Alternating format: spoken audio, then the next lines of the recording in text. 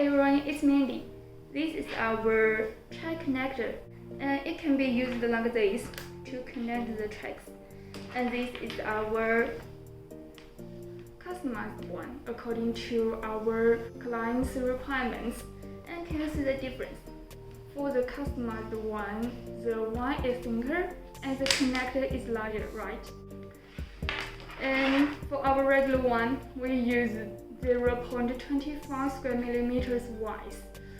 But the customer needs the thinner wide for this project.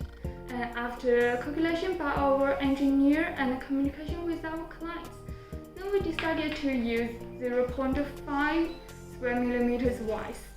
Both the size of the connector and the matching magnets were readjusted, and we successfully produced them. A professional team will provide you professional services and products. If you have some trouble, please feel free to contact us and we'll help you out.